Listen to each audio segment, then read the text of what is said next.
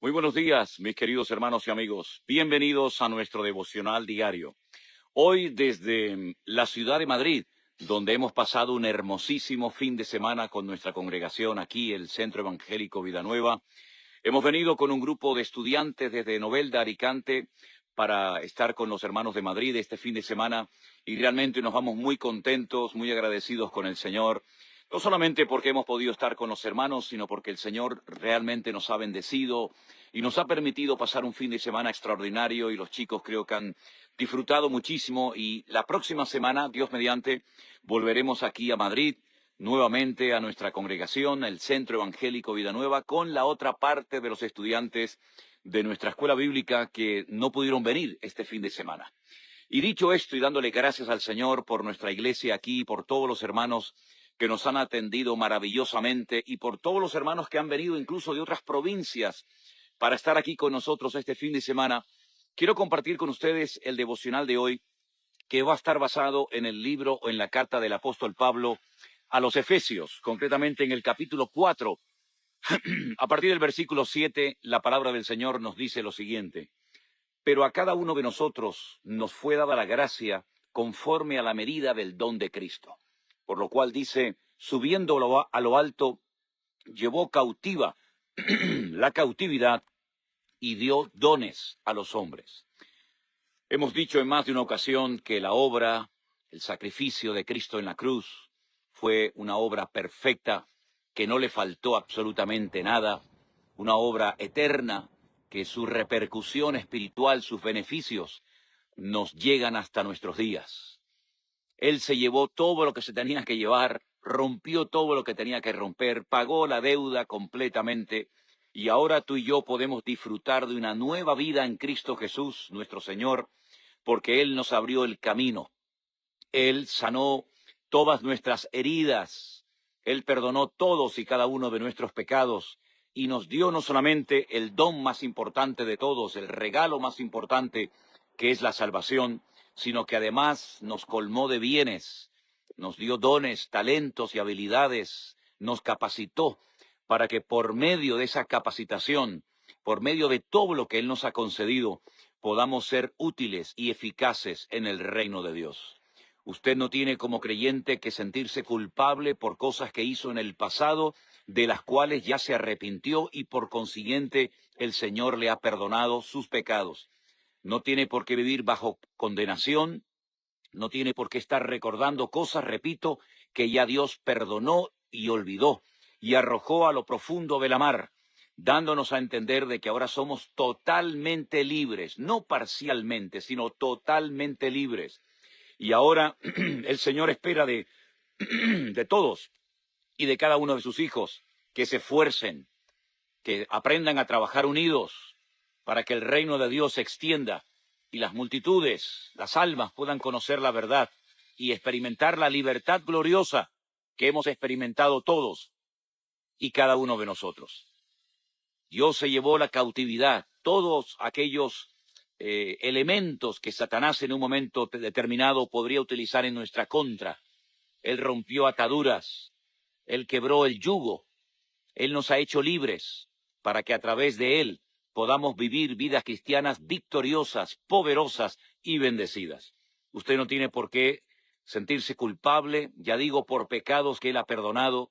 Él venció a Satanás y a sus demonios en la cruz, y aunque algunos le enseñen o algunos prediquen que todavía hay por ahí algún demonio que puede estar molestando la vida de algún creyente y hay que expulsarlo. De hecho, hemos oído, nunca lo he visto, pero hemos oído y nos han comentado que hay en las iglesias llenas de creyentes, cultos de liberación. ¿Liberación de qué? Si el que está en Cristo es nueva criatura. Las cosas viejas pasaron. He aquí todo es hecho nuevo. No hay ninguna condenación para los que estamos en Cristo Jesús. Lo que más bien habrá que enseñarle a la gente a disfrutar el gozo de la salvación, a disfrutar de la libertad que tienen en Cristo. Pero el Señor no ha hecho, si me permiten, una chapuza, una obra a medias. Él nos ha liberado 100%. Así que si alguien le obliga o si alguien le enseña que usted como hijo de Dios, lavado, comprado, redimido por la sangre de Jesucristo, con su nombre inscrito en el libro de la vida, miembro de la familia de Dios, lo tienen que liberar, pues no permita tales liberaciones, porque la gran liberación ha sido obtenida por Cristo en la cruz del Calvario para cada uno de nosotros. Vamos a dejarnos de enseñar herejías y cosas totalmente contrarias a la palabra de Dios. Lo que la gente tiene es que crecer, madurar, mantenerse ordenado y limpio delante de Dios. Pero ¿qué es eso de que un creyente, lavado por la sangre de Jesucristo, redimido por la obra del Señor, todavía tiene que ser liberado o le tienen que sacar ciertos y determinados demonios? Eso es un disparate, es una locura. Y lo vuelvo a decir ahora. Si usted está en una congregación donde no se enseña la sana doctrina, mi pregunta es, ¿qué hace ahí? Salga corriendo de ese lugar, no permita que le estén enseñando mentiras con medias verdades. Cristo nos ha hecho 100% libres. Él se llevó cautiva la cautividad. Satanás le quiere meter cosas raras en la cabeza a la gente. No se olviden, como estudiábamos este fin de semana, que en los postreros días algunos apostatarán de la fe y escucharán a espíritus engañadores y querrán introducir y enseñar doctrinas de demonios. ¿Y cuántas falsas doctrinas se han metido en muchas congregaciones y la gente las ha abrazado y las defiende a capa y espada, creyendo que son grandes verdades, las grandes revelaciones del Espíritu Santo en estos últimos y postreros días, y nada que ver con la realidad? La obra de Cristo fue perfecta, no le faltó absolutamente nada. Una obra poderosa que sacudió al infierno y a sus demonios. Satanás ha sido derrotado 100% en la cruz del Calvario. La victoria de Cristo es su victoria. La presencia del Señor está en su corazón. Disfrute de la vida cristiana. Déjese de estar bajo presión, bajo condenación. Viva, gozoso, alegre, bendecido, con la paz que a muchos les gustaría tener y no tienen. Porque fuera de Cristo no hay salvación. Fuera de Cristo no hay paz, fuera de Cristo no hay nada, pero en Cristo hay todo. Yo quisiera que usted en este día le dé gracias al Señor por la obra perfecta que el Señor ha hecho, perfecta y completa en la cruz por nosotros, por su resurrección. Quiere más obra perfecta que la obra de Cristo, no la va a encontrar. Separados de mí nada podéis hacer, dijo el Señor. En Cristo somos más que vencedores. Hay que enseñar estas cosas a los creyentes, que somos más que vencedores y que nada ni nadie nos podrá separar del amor de Cristo Jesús, Señor nuestro. Ni la vida, ni la muerte, ni ángeles, ni principados, ni potestades, nada nos puede separar y amargar la vida, porque en Cristo somos libres y hay que aprender a disfrutar y a compartir este gozo, esta victoria, esta libertad gloriosa que tenemos en Cristo. Hermanos queridos, vamos a orar. Hoy ya volvemos a nuestra finca en Alicante para continuar con nuestra escuela bíblica. Gracias a todos los que oran y apoyan esta actividad. Oren por todos los estudiantes para que el Señor vaya obrando en sus corazones y vayan descubriendo cuál es su lugar en el cuerpo de Cristo y podamos levantar una gran cosecha de obreros, Dios mediante. Padre Celestial, gracias por este nuevo día. Gracias por la victoria, por la libertad gloriosa que tenemos en Cristo, que nada ni nadie nos va a arrebatar. Gracias, Señor, porque tú has hecho algo precioso en nuestras vidas y pedimos que nos des esa sabiduría y esa capacidad para poder compartir estas grandes verdades con todo el mundo. Ponemos hoy nuestra vida y este día en tus manos. Guárdanos de todo peligro y de todo mal, en el nombre de Jesús. Amén. Amén. Dios les bendiga, hermanos. Les mando un gran saludo. Mañana, Dios mediante, volveré a estar con ustedes, como siempre, en el próximo devocional. Seguimos adelante, agarrados, confiados en el Señor y disfrutando de nuestra relación con el Señor. La gente se satura de oír y de oír malas noticias, guerras por aquí, guerras por allá. Es la cruda realidad, pero en medio de este caos, en medio de este gran manicomio en el que se ha convertido el mundo, gobernado por locos, pues nosotros podemos tener la paz de Cristo en medio de cualquier tormenta y aflicción de la vida. Recuerden, somos más que vencedores y Él nos ha dado su presencia para vivir todos los días de nuestra vida en una contundente y rotunda victoria. Dios les bendiga. Mañana nos volveremos a encontrar en el siguiente devocional. Muy bien, hermanos. ¿Habéis hecho la tarea?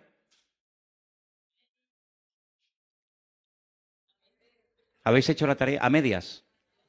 ¿A medias qué significa? ¿Que leísteis la mitad del capítulo? La idea era leer durante toda la semana el capítulo 11 de la carta a los Hebreos. ¿Cuesta mucho leer un capítulo a la semana? No, no. De hecho, no había que leerlo una vez a la semana, sino de hecho había que leerlo cada día. ¿Sí?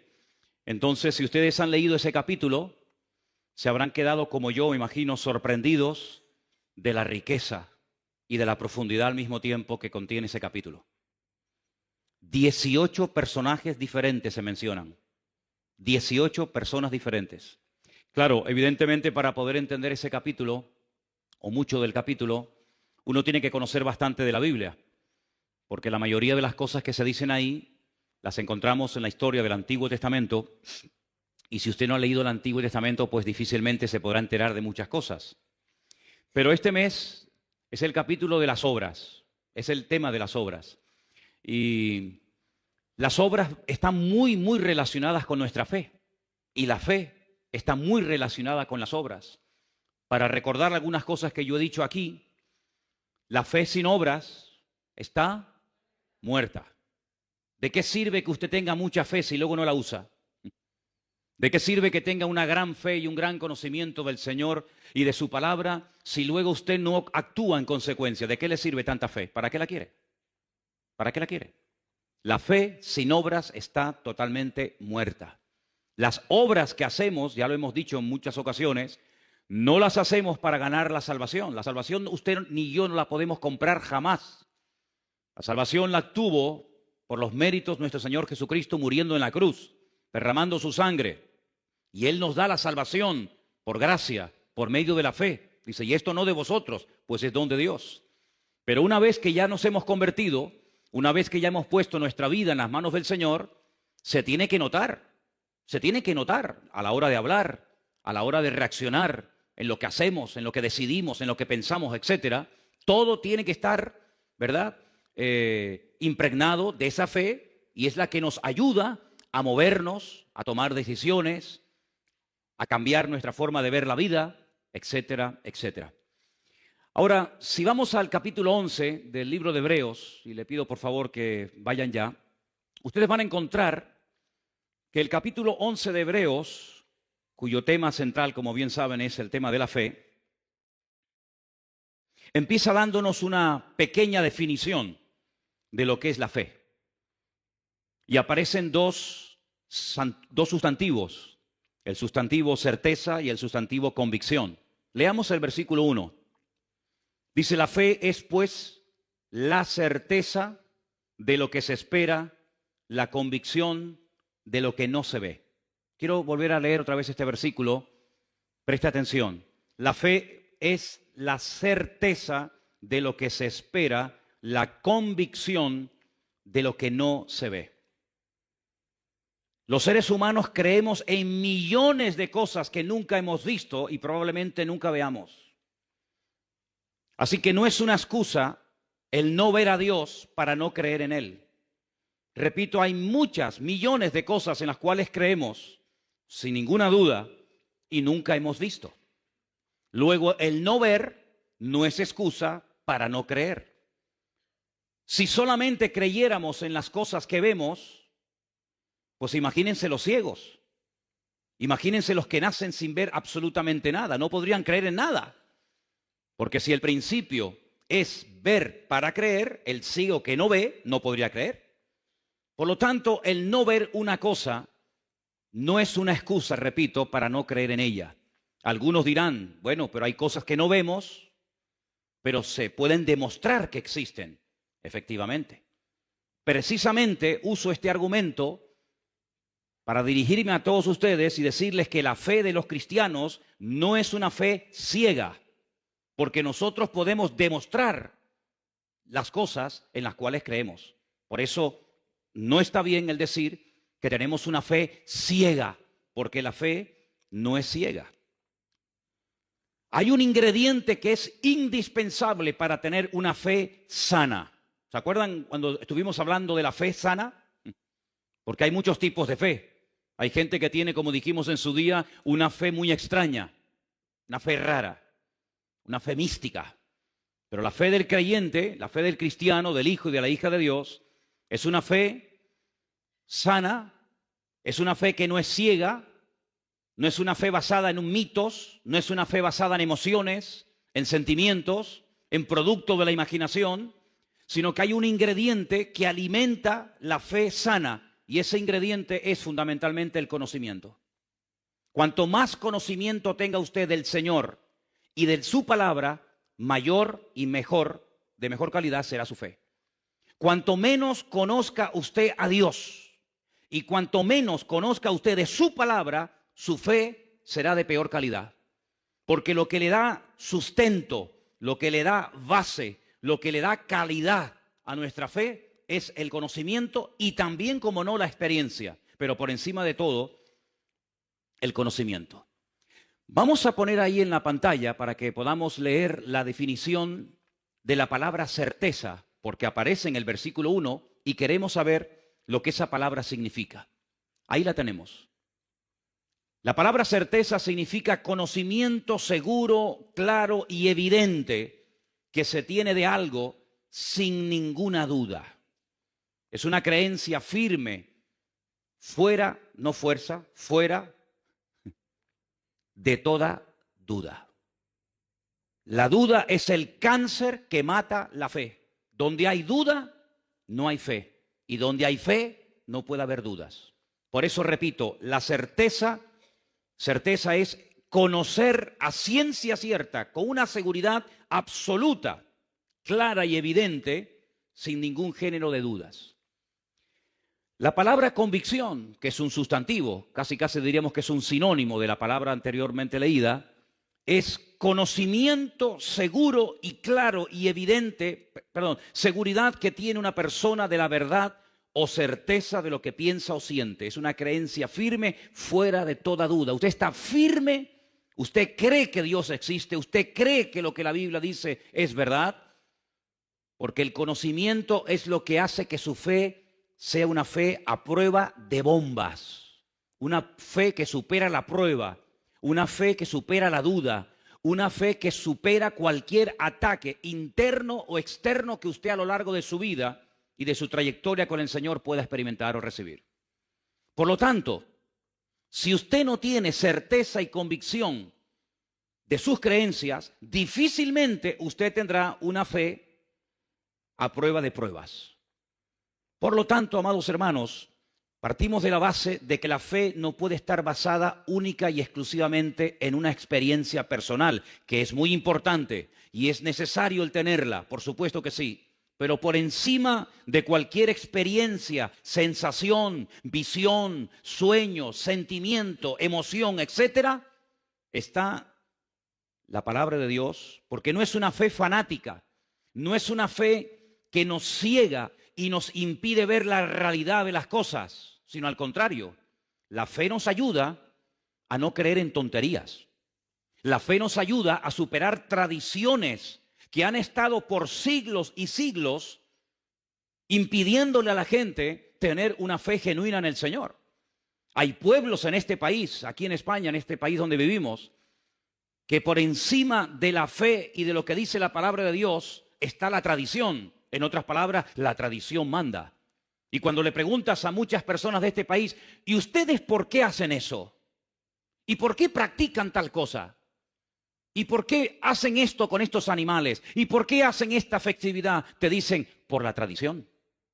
Es una tradición ancestral que ha pasado de padres a hijos, de generación en generación, y como es la tradición, hay que hacerlo, aunque sea un disparate, aunque sea una locura. Pero la tradición es la que manda. En la vida del creyente no hay tradición que mande.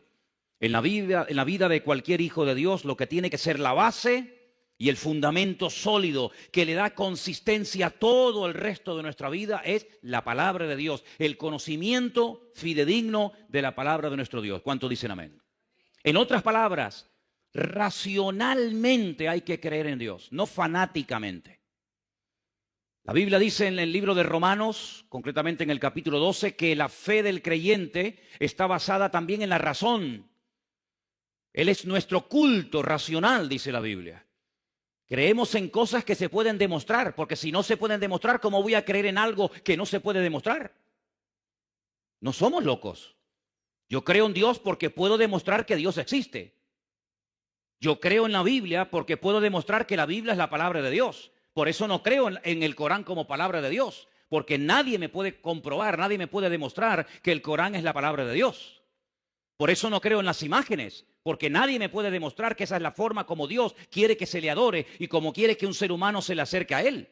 Por eso no creo en tantas tradiciones y costumbres populares que están tremendamente arraigadas en la cultura de los pueblos, porque son simplemente eso, culturas, mitos, leyendas, tradiciones, pero que no tienen ninguna base y no tienen ningún fundamento bíblico. Pero lo que nosotros creemos, absolutamente todo lo que nosotros creemos, se puede demostrar. Y por eso nuestra fe no es una fe ciega, ni loca, ni fanática, sino es una fe robusta y una fe razonal. ¿Cuántos dicen amén?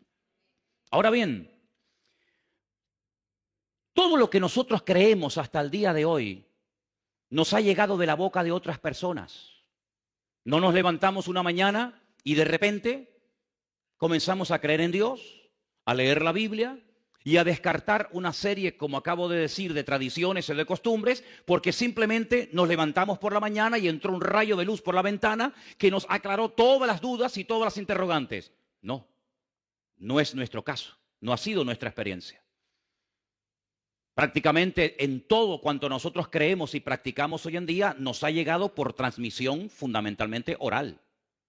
Porque otra persona nos habló del Señor y a esa persona le habló una persona y así es como los eslabones de una cadena. Ahora, lo que nos ha llegado a nosotros como palabra de Dios, lo que nos ha llegado a nosotros acerca de la vida de Cristo y de sus milagros, de su muerte, de su resurrección, etcétera, etcétera, goza de credibilidad. Es decir, nos podemos fiar que lo que nos han predicado y lo que nos han dicho las gentes a lo largo de los 2000 años de historia de la iglesia es verdad. ¿Te has preguntado alguna vez si lo que leemos en la Biblia realmente era así o no era realmente como nos han dicho? ¿Cuánto tiempo ha pasado? ¿Cuántas generaciones han pasado desde la época de Jesús hasta hoy en día? Déjenme que les dé un pequeño dato. Cuando usted comienza a leer el Evangelio según San Mateo, usted se encuentra que en el capítulo 1 hay un enorme árbol genealógico de los antepasados del Señor Jesucristo. ¿Sí o no? Fulanito engendró a fulanito y fulanito engendró a tal. Y usted va retrocediendo en el tiempo y usted llega al principio de ese árbol genealógico que demuestra que Cristo era descendiente de la casa del rey David, por consiguiente de la tribu de Judá. Dice que desde Abraham hasta Cristo pasaron 42 generaciones. Ahora, muchos de los que están aquí, o algunos de los que están aquí, cuando leen, por ejemplo, un libro de arqueología, o los que están estudiando en institutos y universidades, muchas veces se te dan datos y se te dan fechas realmente que te dejan con la boca abierta, pero nadie los pone en tela de juicio. Por ejemplo, cuando se descubre un fósil, un hueso, o algo por ahí, te dicen, esto tiene 10 millones de años. Y a veces tengo la sensación que cuanto más millones de años tenga, como que más fe hay que tener en eso. Y te dicen, no, no, este dinosaurio vivió hace 250 millones de años. Y nadie cuestiona la barbaridad de millones que le ponen, la cantidad de ceros que le añaden a la derecha a esa cifra. Sin embargo, si yo les dijera que desde Cristo hasta hoy en día han pasado simplemente 50 generaciones, si ponemos que una generación, según la Biblia, duran 40 años, 50 por 40 son 2000. Es decir, tenemos que creer que ese hueso, que ese dinosaurio, que esa piedra o lo que sea, tiene 100 millones de años y nadie puede decir ni mu, porque lo ha dicho el señor fulano de tal. Pero si yo os digo que de aquellas personas que vieron, hablaron y caminaron y palparon y reconocieron al Señor, simplemente han pasado 50 generaciones, que no es nada, 2000 años, todo el mundo se pone como en guardia. ¿Cómo es posible que no haya ningún problema a la hora de aceptar millones de años para una cosa y todo tipo de objeciones y de problemas y de trabas se ponen cuando hablamos de que desde Cristo hasta nosotros hoy en día han pasado aproximadamente 50 generaciones o 2000 años? ¿Por qué? Porque hablamos de Cristo. Y cada vez que se menciona o se habla de Cristo, automáticamente la gente se pone en guardia. Nadie se pone en guardia cuando te dicen que este hueso tiene 200 millones de años. Nadie. 200 millones de años, perfecto. Pero todo el mundo o mucha gente cuando hablas de Cristo y de la credibilidad de la Biblia y de la credibilidad de los manuscritos de la Escritura y de la antigüedad y del tiempo, se ponen en guardia. Pues déjenme decirles algo. Hay mucho más base para creer en las personas que vieron, caminaron y oyeron y aprendieron directamente de los labios de Cristo que para creer que ese hueso tiene 250 millones de años. Porque los sistemas de datación de las cosas, de los huesos, de las piedras, etcétera, muchas veces falla. De hecho, se han aplicado sistemas de medición sobre animales que están vivos, como por ejemplo el carbono 14 o la radiación que queda en una piedra, en algo cuando pasa el tiempo y han dado que tiene millones de años y el animal estaba vivo y no se había muerto. Sin embargo, las personas que le conocieron gozan de toda nuestra credibilidad y de todo nuestro respeto, porque fueron testigos oculares del hecho que marcó un antes y un después en la historia de la humanidad. Sabemos cómo se llamaban, dónde vivían. Podemos hasta el día de hoy visitar los lugares donde vivieron, donde caminaron, donde predicaron, donde fueron torturados, donde fueron encarcelados, etcétera, etcétera. Incluso, fijaros qué interesante esto, los que le perseguían, es decir, los peores enemigos, utilizando la literatura, hablaron y todos sus enemigos coinciden que lo que ellos decían es lo que había ocurrido, pero que no querían aceptarlo. Tenemos muchas cartas y manuscritos de personas ateas, de personas que eran enemigos del cristianismo, que escribían y decían es que están empeñados en decir que su Dios, que su Señor, que su Mesías murió en una cruz y que dicen todos que resucitó al tercer día. No había ningún tipo de dudas entre ellos, sino que estaban unidos y podemos decir que no solamente por lo que dijeron y por lo que escribieron, sino que la arqueología, la literatura y la historia nos permiten a nosotros los cristianos hoy en día afirmar con toda certeza y convicción que todo cuanto nosotros creemos hoy en día no es producto de la imaginación ni de una locura, sino que tenemos una fe basada en un conocimiento certero de que la palabra de Dios está a prueba de bombas. Si alguien aquí ha cuestionado la Biblia, permíteme decirte que antes que tú ha habido millones de personas que han criticado y han dicho todo tipo de barbaridades en contra de la Biblia. Y muchos de los que comenzaron a meterse en contra de la Biblia y a investigar y a estudiar y a profundizar, porque la fe no impide investigar, la fe no impide, ¿verdad?, el razonar, el preguntar, el indagar, no, en absoluto. Es una fe racional, Él es nuestro culto racional, repito. Muchas de esas personas terminaron convirtiéndose y dándose cuenta de que era dura cosa es dar cosas contra el aguijón y mejor es convertirse a Cristo que ponerse a Cristo en su contra. Por lo tanto, queridos hermanos y amigos, tenemos una fe a prueba de bombas. ¿Cuántos dicen amén?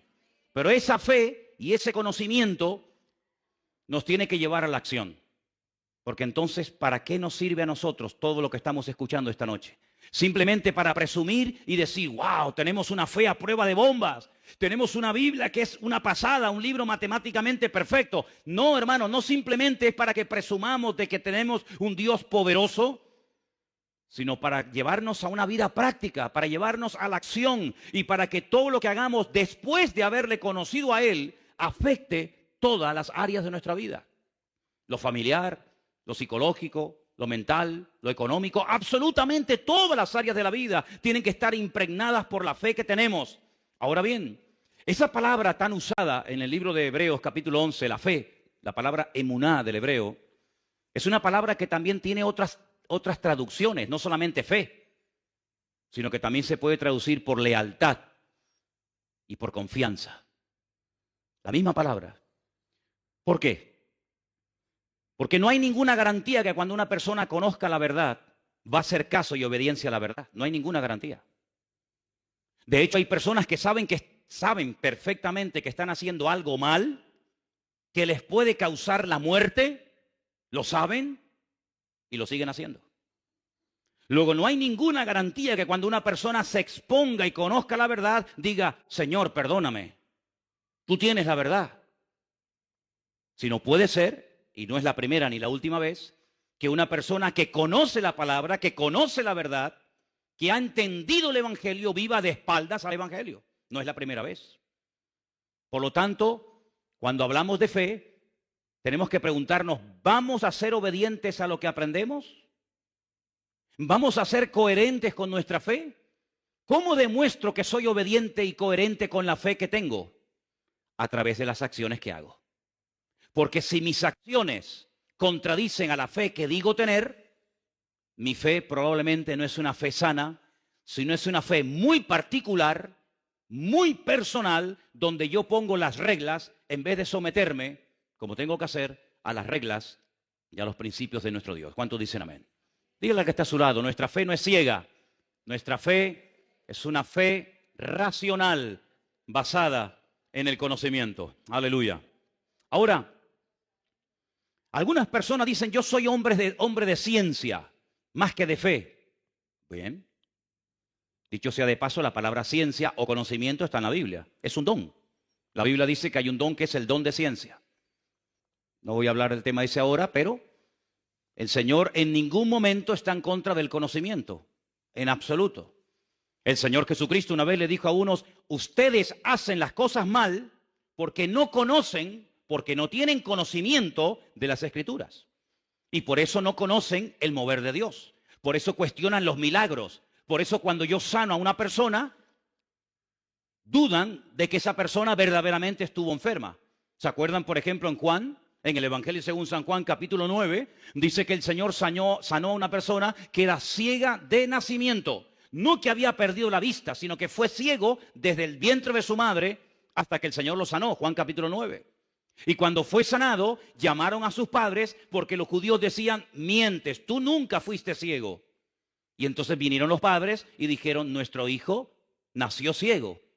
Pero no nos preguntéis a nosotros, sino preguntadle a él porque ya tiene edad, porque dice la Biblia que tenía 40 años. Cuando una persona no conoce al Señor ni conoce su palabra, puede llegar a cuestionar todo. Por eso hay personas que cuando tú le abres tu corazón y le cuentas tu testimonio,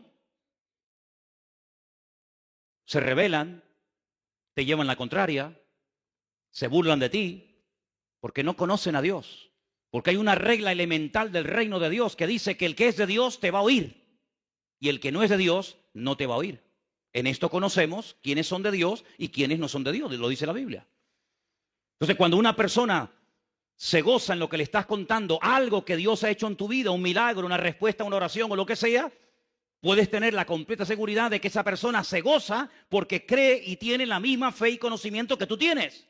Pero cuando a una persona le dice, yo tenía cáncer y Dios me ha sanado, y se burla y cuestiona el poder de Dios, es porque no conoce ni a Dios ni a su palabra. Porque si conociera a Dios y a su palabra, diría, gloria a Dios, ¿cómo no te va a sanar el Señor de cáncer si Él es el Señor todopoderoso? ¿Cuántos dicen amén? Pero cuando el Dios de esa persona no es un Dios todopoderoso, ¿cómo te va a sanar a ti Dios de esa enfermedad o de cualquier otro problema? ¿Te das cuenta? Así que la ciencia te lleva hasta la frontera, te permite conocer cosas, pero no te permite entender las cosas. Por eso hay gente de ciencia que conoce, pero no entiende. Sin embargo, si vamos a Hebreos capítulo 11, en el versículo 3, fíjate, porque yo una de las razones por las cuales le pedí que ustedes estudiaran y leyeran el capítulo 11 de Hebreos es para que se dieran cuenta la cantidad de cosas que se pueden hacer en la vida cuando una persona tiene fe en Dios.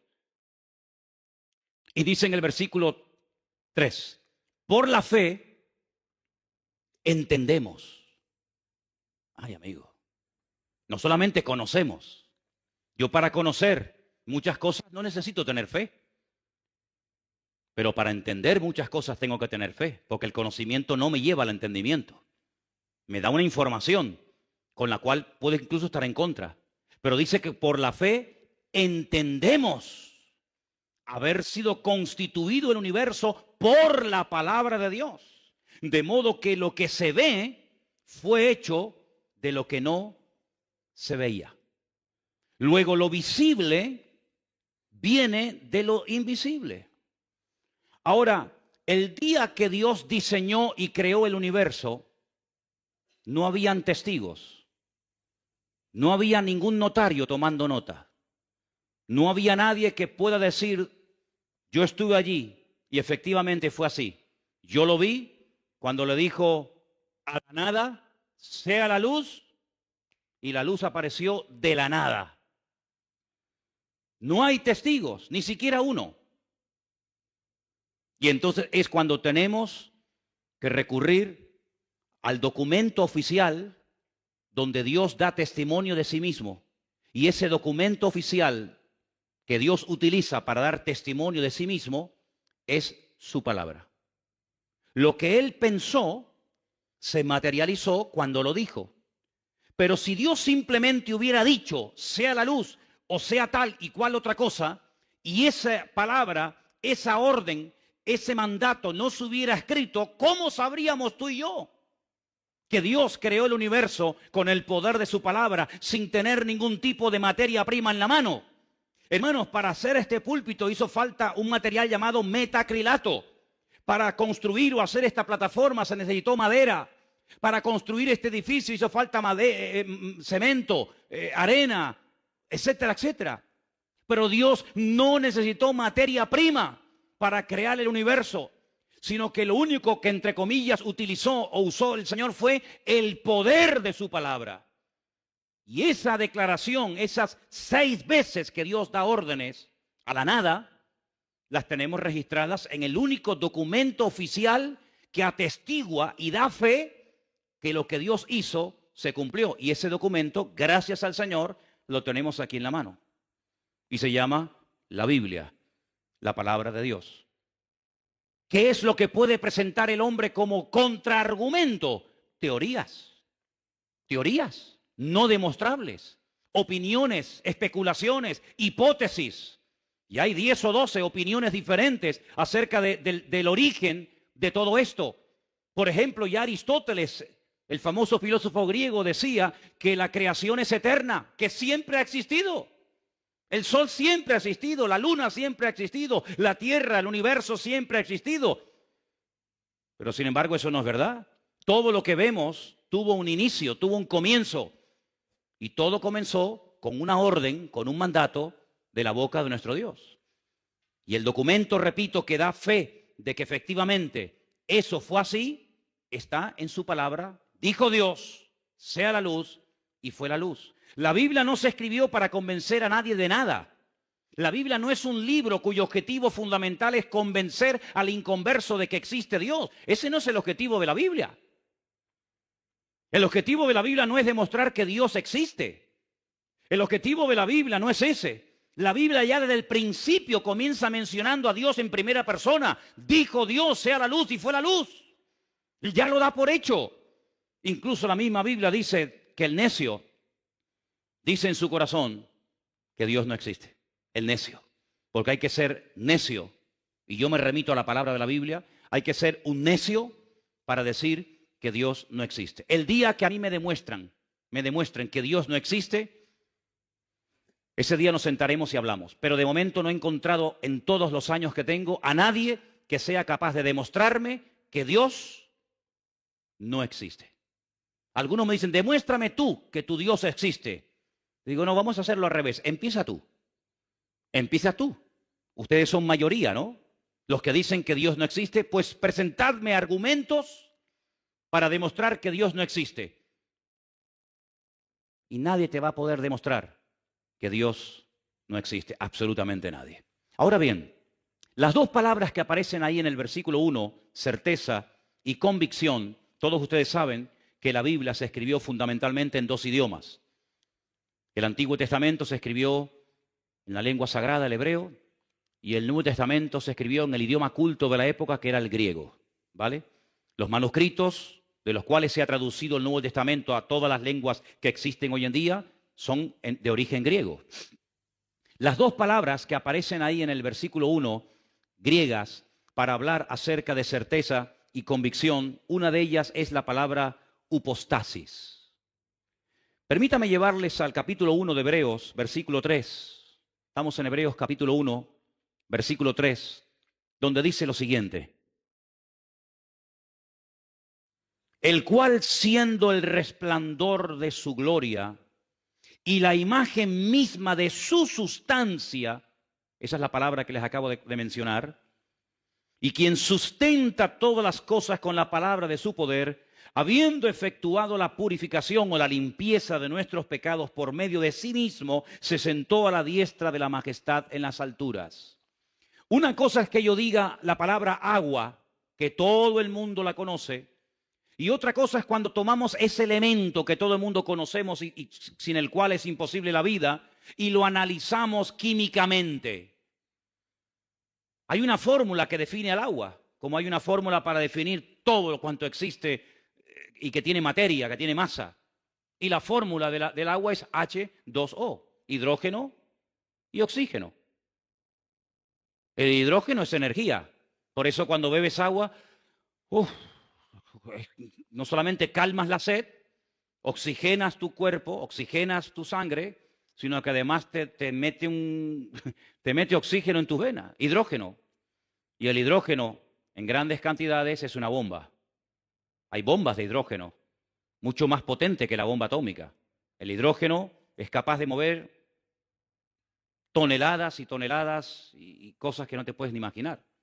En una pequeña cantidad, si fuera más nos mataría, si fuera menos no serviría para nada, pero con esa fórmula H2O, 2 moléculas de hidrógeno, un oxígeno, sobrevivimos y gracias al Señor por ese elemento tan maravilloso. Y dicho sea de paso, 3/4 partes de nuestro cuerpo es agua y solamente una parte es materia. Ahora bien, la Biblia nos dice que la esencia de Dios es, por ejemplo, el amor. La esencia de Dios es el amor.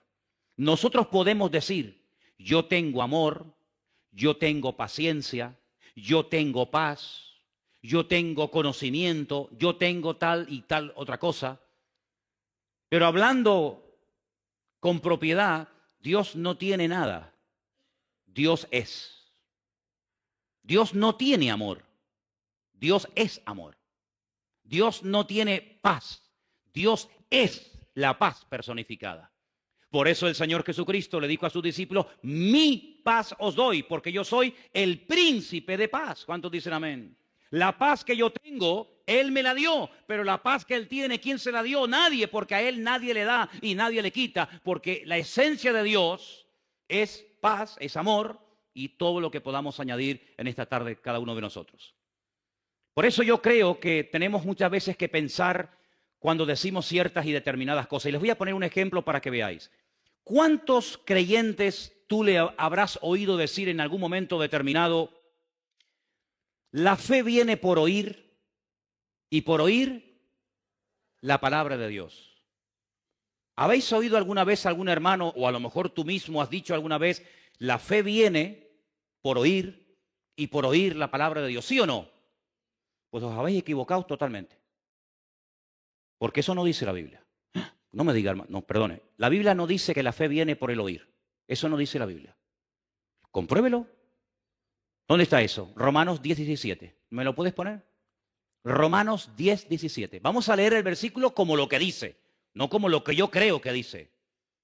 Porque cuando mencionamos mal la palabra de Dios, podemos estar esperando una falsa promesa, creyendo en una falsa expectativa o declarando algo incorrecto.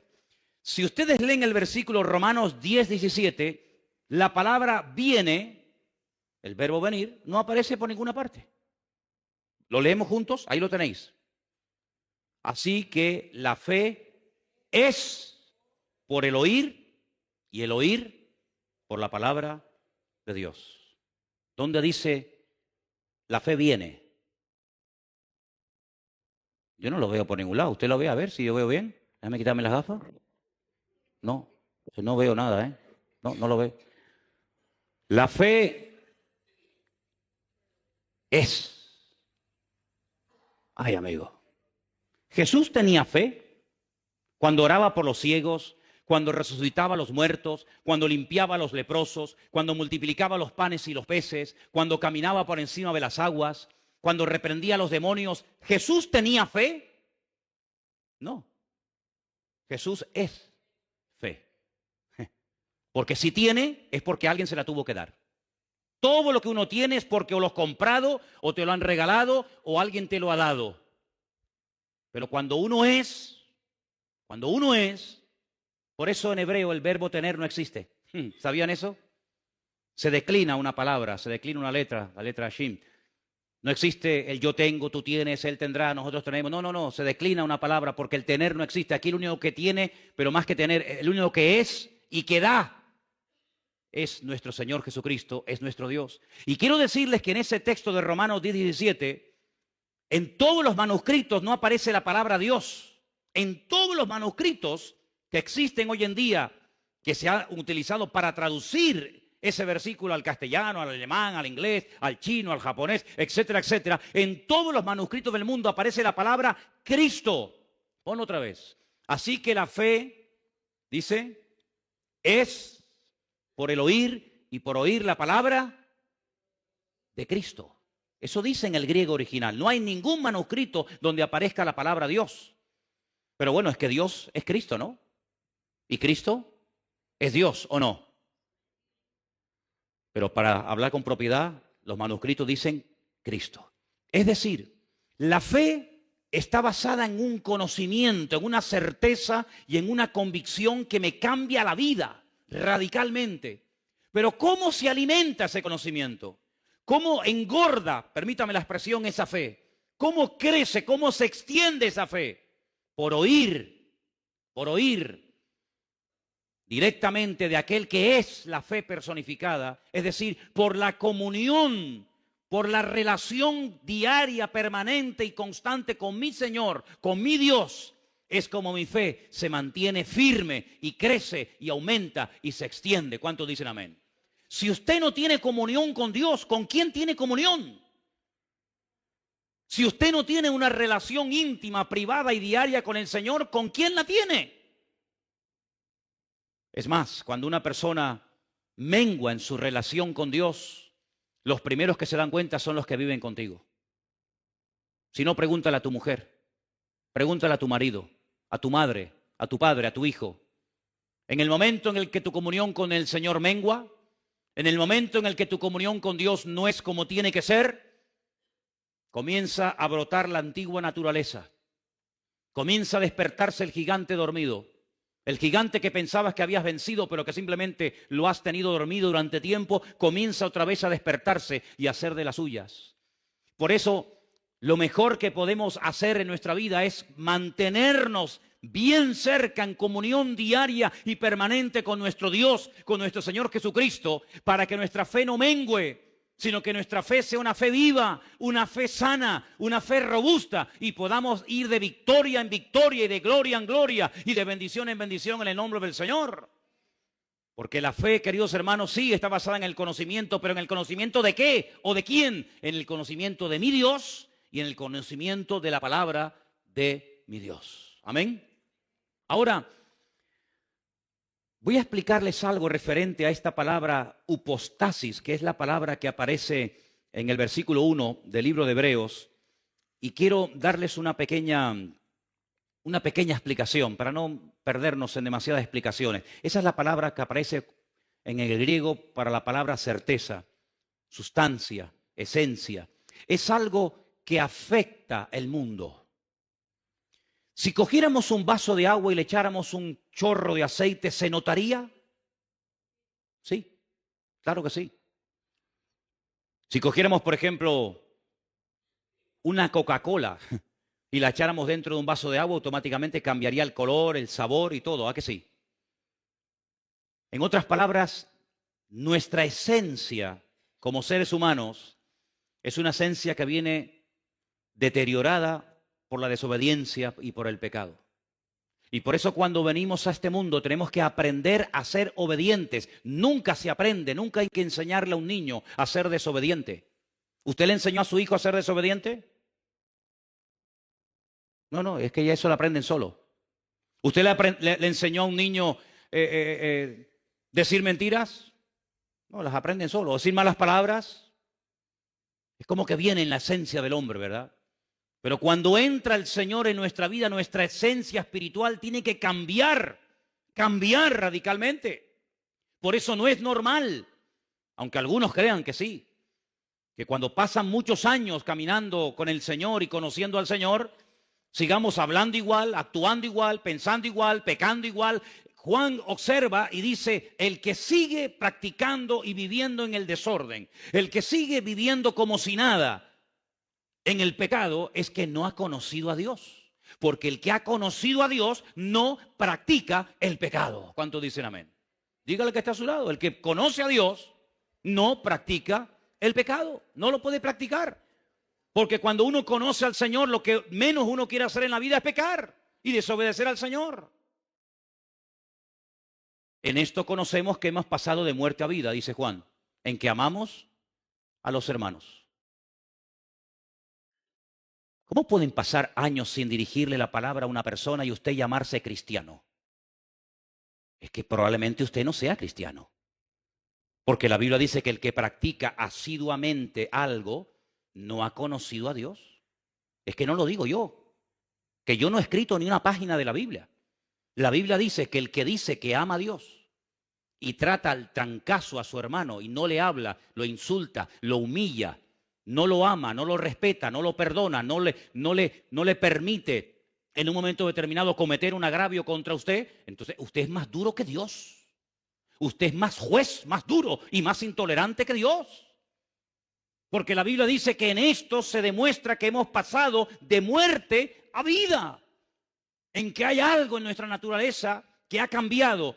¿Y saben lo que ha cambiado? La esencia. Ahora tenemos la esencia de Dios. Dice que Él es el autor y el consumador de nuestra fe. Él es el que nos da la fe y el que nos mantiene esa fe viva en nosotros. Y por eso, cuando obramos, cuando hacemos obras, cuando hacemos buenas acciones, fruto, en definitiva, pues estamos demostrando que nuestra fe no es una fe muerta, sino es una fe viva. La otra palabra que aparece también se puede encontrar en la Biblia como la palabra amonestación. ¿Podemos poner otra palabra? Una era upostasis, la otra es elengos. La palabra elengos a veces se traduce en la Biblia por la palabra reprender, amonestar. Es decir, escuche bien esto es un concepto que esta semana me ha llamado mucho la atención. Cuando dice la fe es convicción, la fe es una amonestación. La fe es algo que me sacude. La fe es algo que me dice, no, así no es. La verdadera fe, no la fe religiosa, no la fe de la tradición, no la fe del mundo, no. La fe de Dios, esa semilla, esa esencia divina que Dios pone como regalo en tu alma, en tu corazón, es una semilla que te sacude por dentro. El engos es que te reprende, que te amonesta, que ya no te sientes bien cuando vas a adorar lo que no hay que adorar, que ya no te sientes a gusto cuando vas a pecar, ya no puedes pecar a gusto como antes, ya no te gozas en el pecado, sino que ahora te gozas en la justicia y te sientes mal cuando ofendes a Dios. Esa es una característica de la fe de la cual se habla muy poco, porque se suele hacer mucho énfasis que la fe es para ver milagros, para recibir respuesta a nuestras oraciones. Sí, todo está muy bien, pero cuidado, la fe que decimos tener, también nos tiene que sacudir y también nos tiene que abrir los ojos y quitar la venda y el velo de nuestra cara. Y nos amonesta y nos reprende diciendo, que eso no es así. Por eso, queridos hermanos, dice la Biblia que cuando Pablo se convirtió al Señor, enseguida predicaba de la fe. En otras palabras, dice que huían de él porque dice, que en otro tiempo perseguía la fe, ahora nos predica de la fe. Claro. La esencia del apóstol Pablo, como la esencia de cualquier ser humano, cuando pone su vida en las manos del Señor, cambia radicalmente, completamente cambia. Antes huían de Pablo, ahora se acercaban a Pablo porque tenía palabra de Dios. Lógico, porque esa esencia de Dios es una esencia que no espanta, es una esencia que atrae, porque es como un imán que lleva a la gente al conocimiento de la verdad. ¿Cuántos dicen amén? Miren la mujer samaritana. La mujer samaritana, la de Juan capítulo 4, la conocemos, ¿sí? ¿A qué hora fue a buscar agua? A las 3 de la tarde. ¿A quién se le ocurre? ¿A quién se le ocurre a las 3 de la tarde en Israel con el calor que hace ir a buscar un cántaro de agua? A nadie. Pero es que ella iba a esa hora porque nadie la veía, porque era una mujer de mala reputación, era una mujer que había destrozado muchos hogares, una mujer, como dije en una ocasión, que había robado muchos maridos a otras señoras casadas. Y entonces ella iba a esas horas tan extrañas de la tarde porque resulta de que nadie la iba a cuestionar y nadie la iba a ver.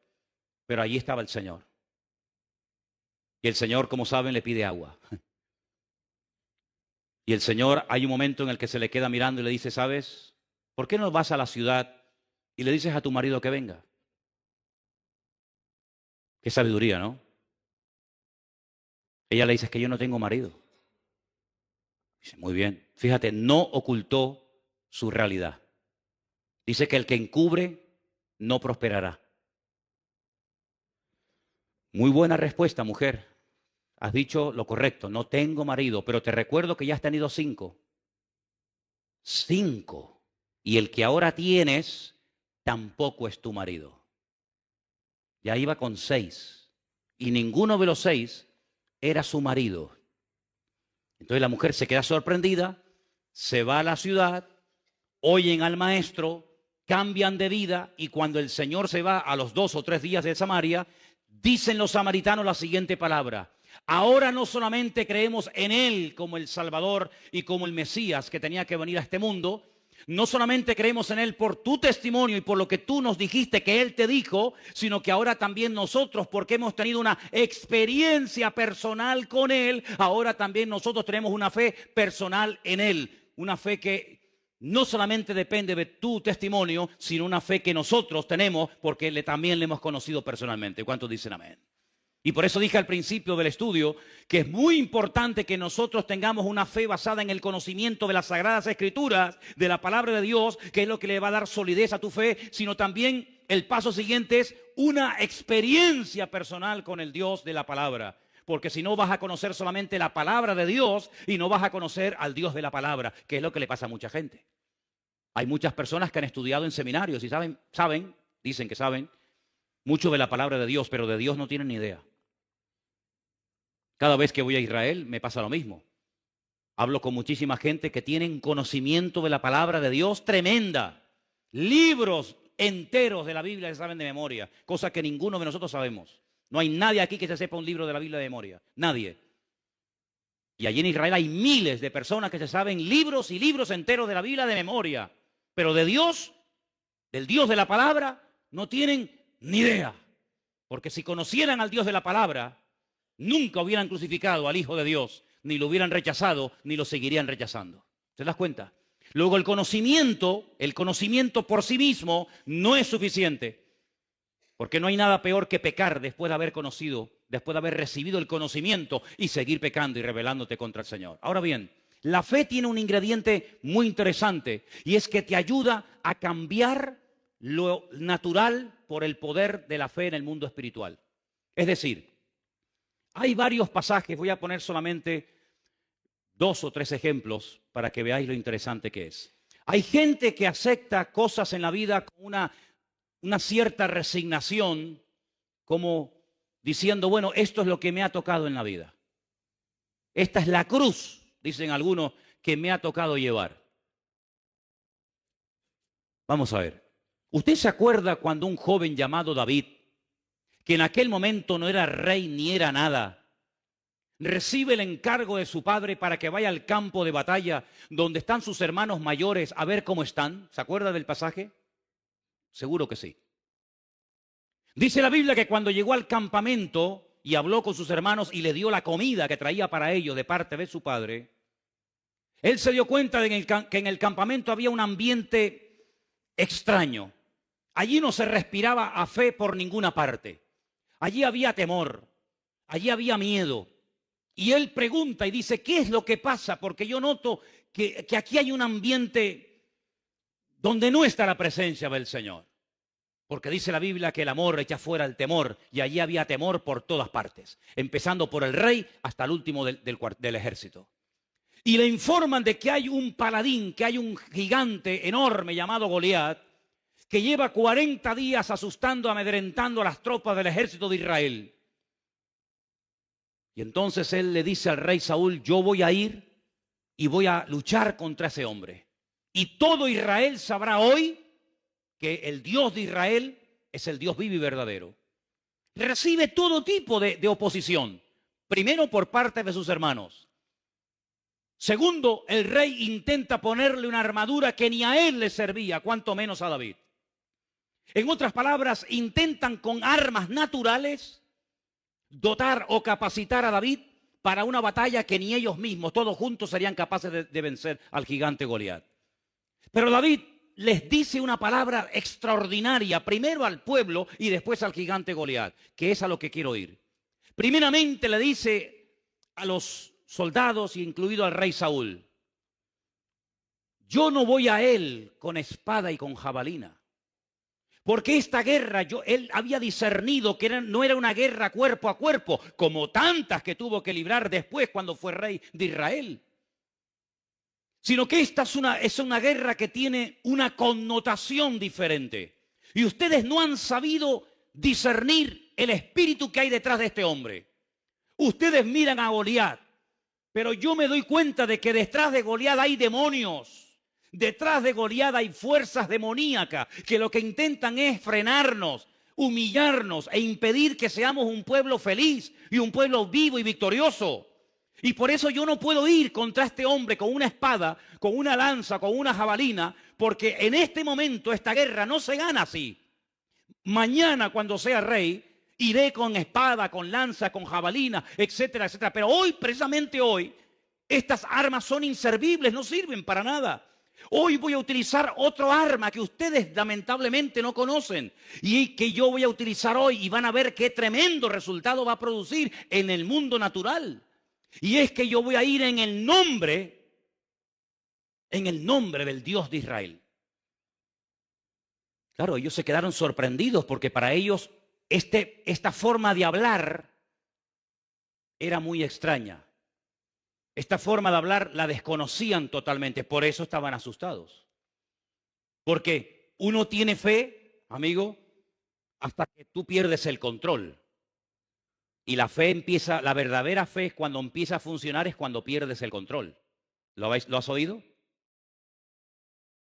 La verdadera fe empieza a funcionar cuando tus recursos se acaban. Mientras tienes dinero en el banco, tú estás tranquila.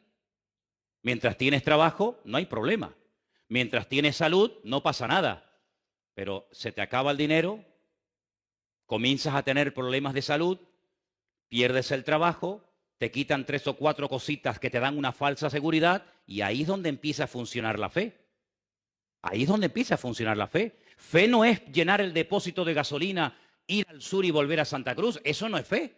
Eso es lo que hace todo el mundo. Fe sería, en todo caso, ir con 1 litro de gasolina al sur y volver. Eso sí sería fe. Pero ir al sur con el depósito lleno de gasolina, ahí no hay ningún tipo de fe en absoluto. Fe no es moverme por lo que tengo, sino fe es moverme por lo que soy.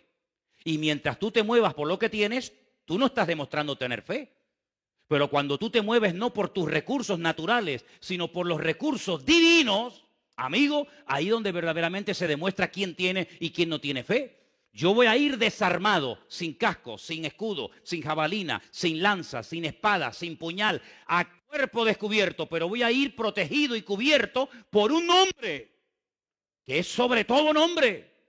Y entonces cuando llega al campo de batalla, yo ya a ustedes les he dicho lo que tenía que decirles. Mediten en lo que les acabo de comentar. Y ahora me voy al terreno de la realidad, porque la fe no trabaja en la imaginación, la fe trabaja en el terreno de la realidad. Sí, es muy bonito lo que le has dicho a tus hermanos, sí, has quedado muy bien, ¿eh? Qué bien. Sí, pero ahora vete al campo de batalla y demuéstralo. Es muy bonito decir, yo soy la resurrección y la vida, el que cree en mí aunque esté muerto vivirá. Eso también lo digo yo. Sí, pero ahora tienes que pasar el examen. Ahora vete al cementerio y saca al muerto de la tumba. No dices que eres la resurrección y la vida, demuéstralo. Cuando llegó al campo de batalla, le profetiza a Goliat y le dice, hoy te voy a cortar la cabeza y le voy a dar tu carne a las aves y a las fieras del cielo y del campo. Y todo Israel sabrá que el único Dios que aquí manda y gobierna y controla es el Dios de Abraham, de Isaac y de Jacob.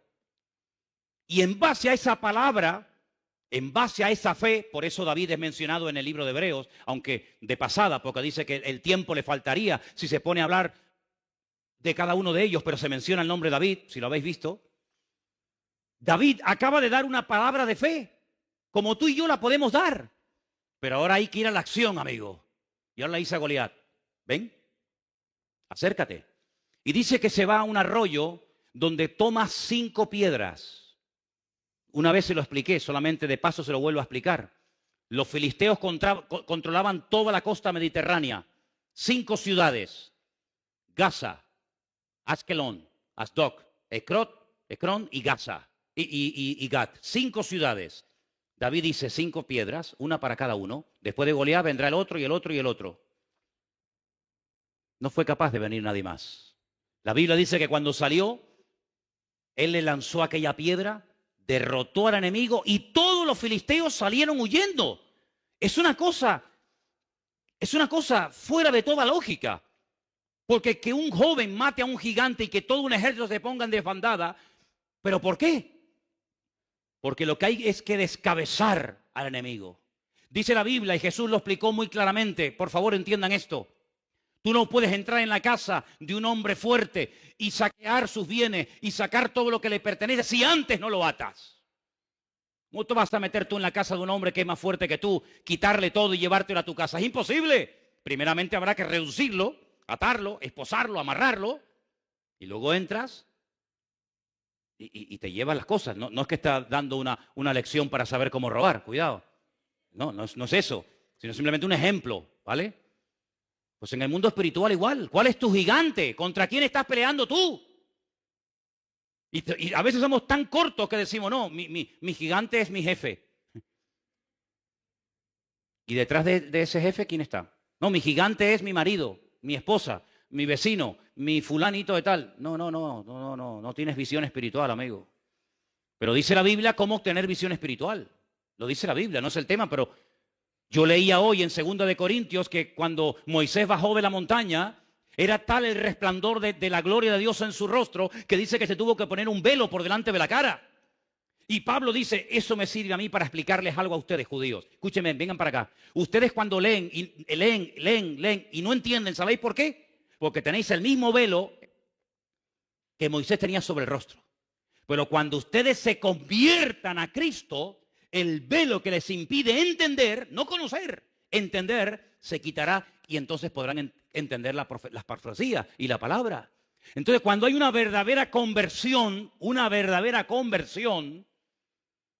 la visión espiritual se recobra. Antes era ciego, mas ahora veo. Ahora te das cuenta que detrás de ese político, detrás de esa persona que te critica o te calumnia o lo que sea, hay fuerzas espirituales donde nosotros podemos tener un efecto tremendo por medio de la fe, porque la fe me sirve para entender, la fe me sirve para tomar decisiones, la fe me sirve para avanzar y la fe me sirve también para discernir en el mundo espiritual dónde está el problema, no en lo natural, sino en lo espiritual. ¿Cuántos dicen amén?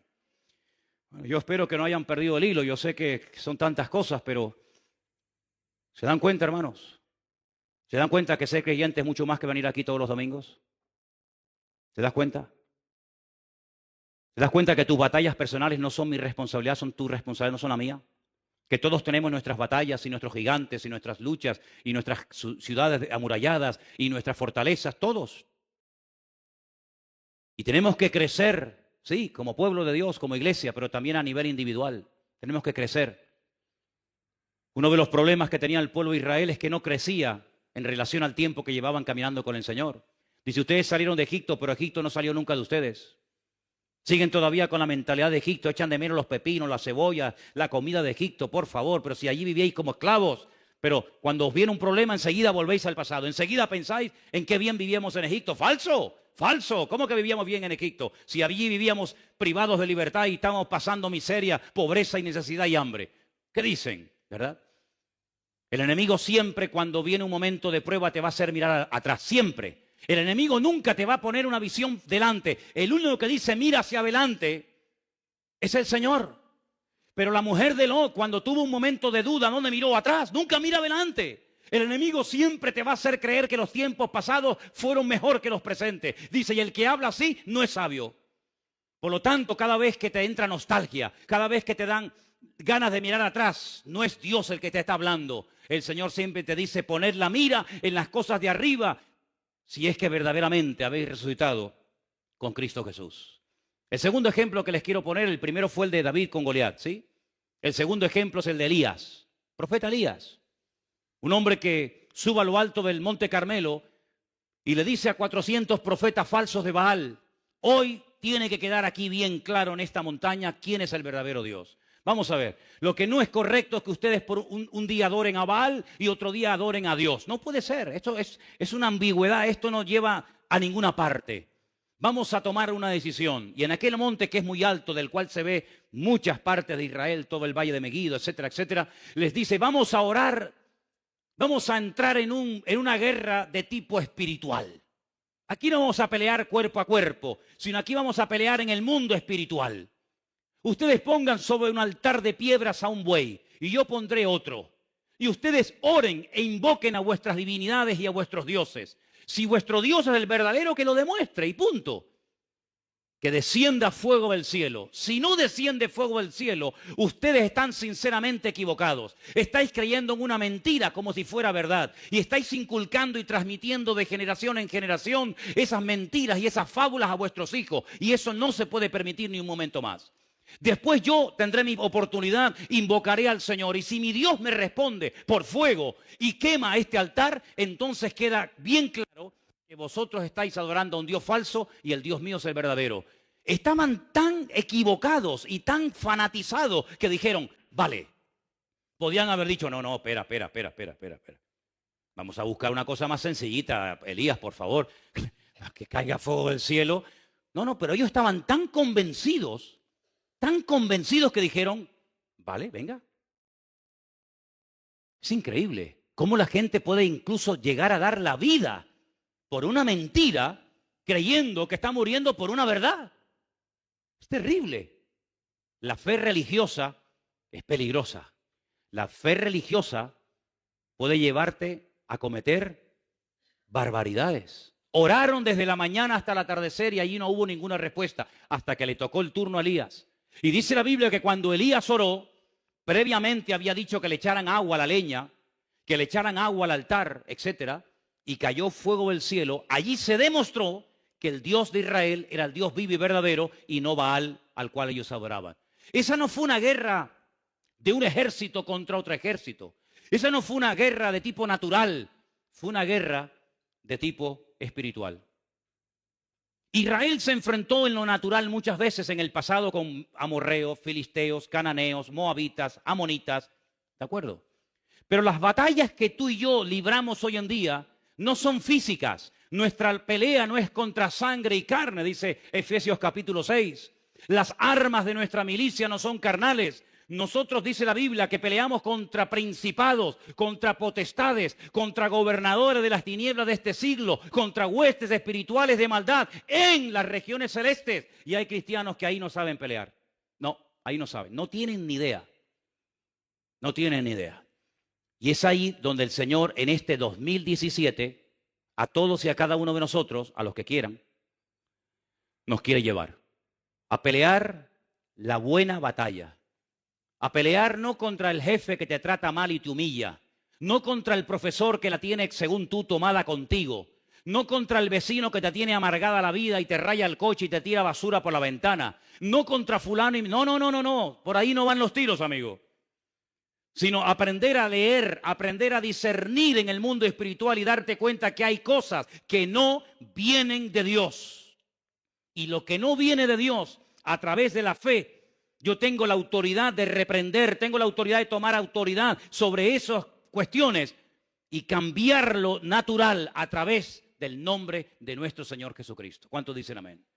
Y quiero solamente recordarles algo. En Marcos capítulo 4, verso 37, es el último pasaje que voy a leer, aunque tengo aquí material para dar y vender. Pero en Marcos capítulo, como dije, 4, verso 37, quiero que presten atención a este último texto que voy a leer en esta noche, por favor. Y dice así. Si quieren, arrancamos desde el versículo 35 para empezar a leer la historia del principio.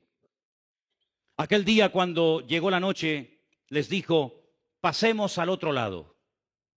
Pasemos al otro lado. Ya hemos estado mucho tiempo en esta orilla. Despidiendo a la multitud, le tomaron como estaba en la barca y había también con él otras barcas. Pero se levantó una gran tempestad de viento y echaba las olas en la barca de tal manera que ya se anegaba.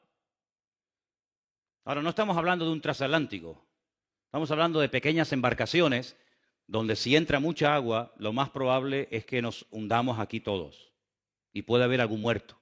De hecho, ¿cuánta gente, cuántos miles de personas han muerto cruzando de diferentes partes del mundo hacia Europa porque el tipo de embarcaciones en el que vienen no sirven para nada? Pues aquí hay un ejemplo bíblico de cómo va un grupo de 12 personas en una pequeña embarcación, se desata una tempestad de tal magnitud, y entonces fijaros que en el versículo 38 dice, él estaba en la popa, en la parte de atrás de la barca, durmiendo. ¿No se mareaba el Señor?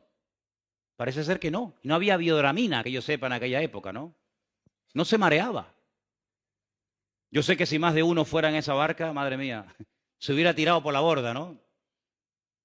Estaba durmiendo en un cabezal y le despertaron y le dijeron, maestro, ¿no tienes cuidado que perecemos? Y yo, Señor, pero tú no te das cuenta que vamos a morir ahogados. Ahora vamos a pararnos un momento. ¿La fe para qué sirve? Para tomar sabias decisiones, para hablar correctamente. Ahora están hablando incorrectamente. ¿Por qué? ¿Quién es el que va dormido en esta barca? ¿Quién es el que va ahí dormido? ¿Cómo se llama ese señor que está ahí dormido? Yeshua HaMashiach, Señor Jesucristo. Bien. ¿Quién es él? Es el Mesías. Bien. Si es el Mesías, ¿qué dicen las profecías acerca de la muerte del Mesías?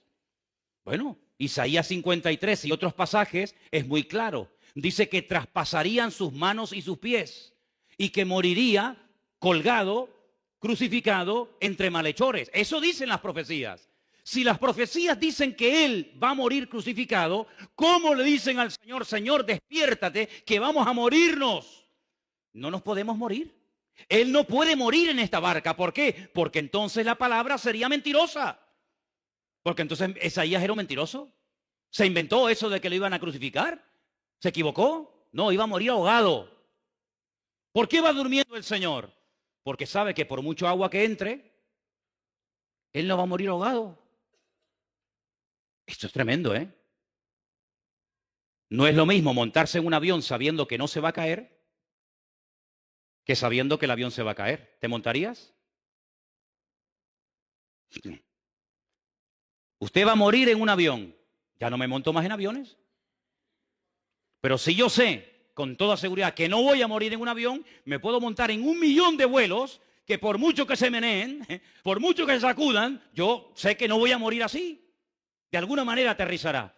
Esa era la fe que en ese momento estaba manifestando el Señor. ¿Cómo? Con paz, con tranquilidad. En paz me acostaré y asimismo dormiré. Ahí tenían delante de sus narices la paz personificada. Pero ellos no. Ellos pierden el control. Y cuando uno pierde el control que dije antes, es cuando empieza la fe. Pero si no tienen fe, ¿qué fe van a usar? ¿Qué fe van a usar, amigo? Señor, despiértate que perecemos. Versículo 39. Levantándose, reprendió. Es la misma palabra, en este pasaje no siempre, pero en este pasaje cuando dice reprendió, es la misma expresión que utilizaba cuando reprendía a los demonios. La misma. Toma autoridad de lo natural con el poder del mundo espiritual. Reprendió al viento y a la mar y le dijo, cállate, enmudece. Cesó el viento, se hizo grande bonanza y les dijo, ¿por qué estáis así amedrentados? ¿Es que no tenéis fe? ¿Ves cómo les reprocha? Tenéis, no sé lo que tenéis, pero fe en este momento no habéis manifestado ninguna. Entonces temieron con gran temor y se decían el uno al otro, ¿quién es este que aún el viento y el mar le obedecen? Si conocemos a Dios, no vamos a entrar en el terreno de la desesperación, ni de la duda, ni del temor. Porque cuando conocemos a Dios, pase lo que pase, venga lo que venga y digan lo que digan, yo sé en quién he creído. ¿De dónde me viene ese conocimiento? De la palabra. Cuando la palabra la tengo, la guardo en mi corazón, la atesoro cerca de mi vida, ya pueden decir los seres humanos lo que quieran, lo que prevalece es la palabra. Y la palabra me da fe, la palabra me da ánimo, la palabra me da seguridad, la palabra me da confianza. Y por eso, aunque ocurran cosas terribles, si el Señor me ha dado una palabra específica, si el Señor me ha dado el regalo de su palabra, de su documento oficial, no tengo por qué temer de nada ni de nadie, porque nosotros vamos a estar en esta vida hasta que Dios lo permita y lo quiera. Pero no quiero que estés en esta vida de cualquier manera, ¿vale? No quiero que estés en esta vida con una resignación absurda y ridícula, aceptando cosas que no vienen de Dios como creyéndote que vengan de Dios. Dios quiere lo mejor para tu vida. Dios quiere bendiciones para tu vida. Dios quiere abrirte puertas. Dios quiere ayudarte. Dios no quiere que estés amargada. Dios no quiere que estés con duda. Dios no quiere que estés incómodo. Dios no quiere que estés insatisfecho. Dios quiere llenarte de paz, de victoria, de su presencia. Y cuando eso no está, párate y dice: Señor, en el nombre de Jesús, no acepto la tristeza, no acepto la derrota, no acepto el desánimo como algo normal. ¿Cómo que como algo normal? Será para los de la calle que no tienen al Dios que yo tengo, pero el Dios que yo tengo es un Dios que, dicho en su palabra, estaré con vosotros todos los días hasta el fin del mundo. Y quiero solamente, hermanos, recordarles que en el libro de Hebreos, capítulo 11, usted puede ver ahí por qué Abel fue capaz de hacer lo que hizo. ¿Por qué Enoc no murió? ¿Por qué Abraham salió sin saber a dónde iba? ¿Verdad? ¿Por qué Sara, fuera de toda posibilidad humana y científica de ser madre, fue madre? ¿Por qué Isaac se dejó amarrar, un hombre con 40 años? Y dijo: bueno, si me tienes que matar, me matas. ¿Por qué estas gentes hacían y vivían de esta manera? Por la fe.